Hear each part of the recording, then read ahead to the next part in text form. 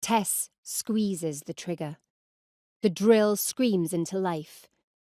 She lets it slow to a stop and dumps it onto the huge coffee table beside her recent purchases.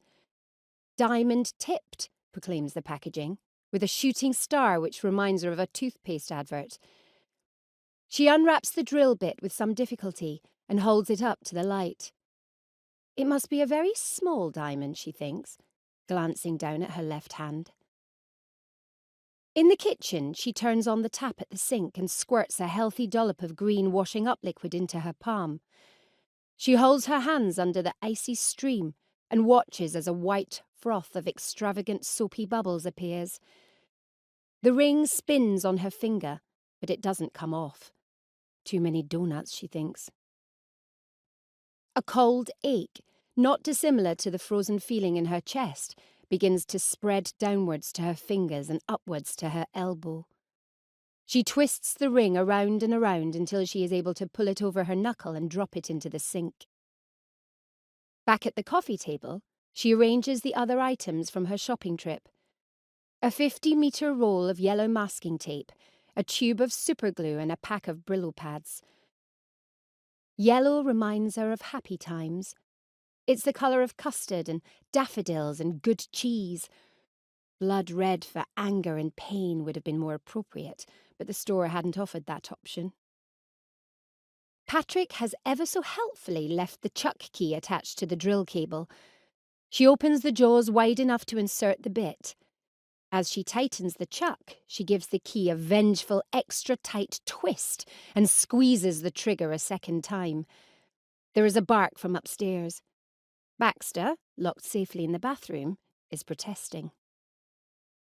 A long time ago, when she was about 6, her father had fitted a shelf in the family's bathroom. He wasn't what anyone would call a handyman, and he had therefore consulted the biggest ever book of DIY, a hopeful but underused Christmas gift from her mother. She remembers that masking tape had been an essential piece of kit for the task. Tess scrubs a corner of the immaculate craftsman-made table with a Brillo pad until the oiled surface is back to naked wood. She leans down to table height and blows the pink powder away. Scissors make short work of the lid on the tube of superglue. She spreads it liberally across the back of Patrick's phone, taking care to avoid the switches on the side. While she waits for the £400 device to bond permanently to the bare timber, she goes back to the kitchen, fills the kettle, and waits for it to boil. From the window she looks out at the neatly mown front lawn, which is his pride and joy. Coffee made, she retrieves her engagement ring from the sink and carries the mug back to the living room. Her hand shakes, but for once she leaves the splashes on the table where they land and doesn't race for a cloth. The coffee is too hot to drink, and she puts the mug down without bothering to use a coaster. She turns the phone on, rips a couple of pieces of masking tape from the reel and arranges them in a cross right over the messaging app Patrick uses. And then she puts the ring on top of the tape. Her hand is surprisingly steady as she positions the point of the drill bit through the ring and exactly in the centre of the papery kiss.